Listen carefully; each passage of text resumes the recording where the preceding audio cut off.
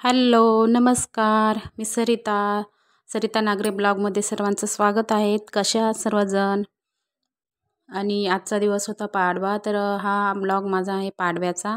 आणि मी खूप दिवसांनी व्हिडिओ टाकत आहे, तर डेली रुटीनचा. तर हा माझा ब्लॉग आहे पाडव्याचा. तर इथे सकाळी उठून माझी अंघोळ वगैरे सर्व झालं होतं आणि नाश्त्याची तयारी चालू होती. गुढीपाडवा होता, तर सर्वांना गुढीपाडव्याच्या खूप खूप शुभेच्छा. आणि जेवढे देवाचे भांडे होते तेवढे मी सर्व स्वच्छ करून ठेवले होते पितांबरी लावून. आणि पुसून वगैरे सर्व तयारी केली होती. आणि इकडं नाश्त्याला सर्वांना संत्री आणि अंगूर दिले होते. आणि इकडे मटकीची उसळ करून घेत होती. कारण करून ठेवली ना, मग गुढी उभारल्यावर सर्वांना कसं नाश्ता दिला तर मग थोडंसं उशिरा झाला स्वयंपाकाला, म्हणून काय वाटत नाही.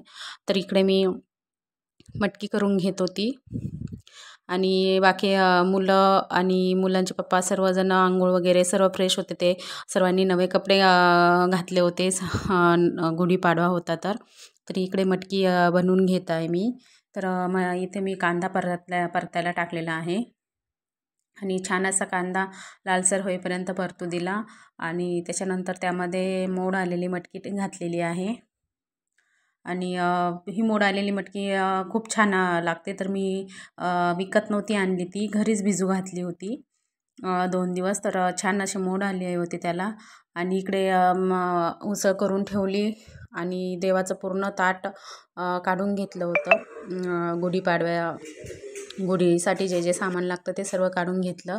आणि इकडे लगेच आम्ही गुढी उभारून घेतली, उभी केली. आणि दिवा वगैरे सर्व पूजा करून घेतली. आम्ही सर्वांनी दर्शन घेतलं आणि इकडे दिवा लावून दिला होता. मग कसं दिवसभर दिवा राहतो म्हणून मग दिवा जास्त ठेवला होता त्याच्याजवळ.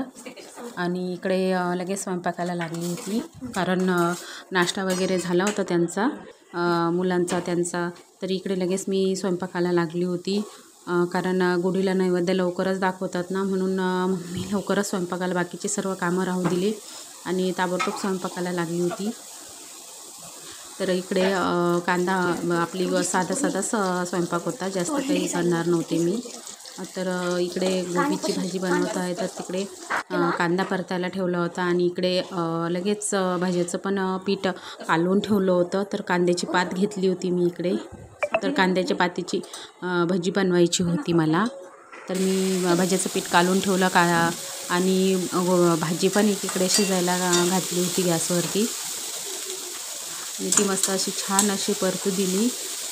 5 मिनटं पाणी वगैरे काहीच घातलं नाही गोबीच्या भाजीमध्ये, कारण गोबीच्या भाजीमध्ये पाणी घातलं तर खूप वास येतो, म्हणजे असं आणि टेस्ट पण छान नाही लागत. म्हणून मी तशीच कोरडी शिजू दिली तिला वाफेवरती. छान शिजते ती. आणि इकडे लगेच पीठ मळायला घेतलं होतं. थोडंसं मी घट्ट असं पीठ मळून घेतलं होतं, कारण मला पुरी बनवायची होती. तर पीठ मळून ठेवलं आणि 5-10 मिनटं मस्त त्याला भिजू दिलं, साईडला ठेवून दिलं. आणि इकडे लगेच कोरडाई पापड तळायला घेतली होती. तर हे बघा किती छान फुलत आहे गव्हाची कोरडई. आणि कोरड्या झाल्यानंतर लगेच इकडे पापड तळून घेतले. असं पटपट स्वयंपाक केला की लवकरच गुढीला नैवेद्य पण दाखवता येतो. आणि मुलं पण मधामधात मग कोरडई पापड तळत होते, तर ते पण मागत होते, दे. मग साईडला काढून ठेवलं थोडंसं देवाचं, म्हटलं मुलांना द्यायचं आहे. तर मग त्यांना दिलं. पापड वगैरे असं काही घरात केलं तर मुलं मागतातच. पापड तळलेले असले, कोरडई असली तर छोट्या मुलांना तर आवडतेच. तर इकडे ते झाल्यानंतर लगेच पुरी करायला घेतली होती गरम. आणि थोड्याशाच पुऱ्या करून घेतल्या मी अगोदर आणि नैवेद्यपुरत्या. आणि लगेच गुढीला नैवेद्य वगैरे दाखवून घेतला. आणि माझ्याजवळ श्रेयश होता, तर त्याच्याशी मी गप्पा मारीत होते, कारण त्या दिवशी मुलांना पण सुट्टी होती, पेपर नव्हता. तर तो माझ्याजवळच उभा होता, मी स्वयंपाक बनवत होती. तर त्याला म्हटलं थोडंसं इथंच उभे राहा माझ्याजवळ, थोडंसं व्हिडिओचं एडिटिंग करण्यासाठी, कारण त्याला सुट्टी असली तर, नाही तर मी माझं बनवत असते. पण मग त्या दिवशी त्याला सुट्टी होती, तर तू उभा राहिला माझ्याजवळ. आणि इकडे पुरी वगैरे झाल्याबरोबर मग मी लगेच भजी पण काढून घेतली आणि भजी काढल्यानंतर लगेच गुढीला नैवेद्य दाखवून घेतला. बघा छान अशी भजी तळत आहे. आणि मी आता खूप दिवसांनी ब्लॉग टाकलेला आहे, तर माझा ब्लॉग कसा वाटला सर्वांनी नक्की सांगा.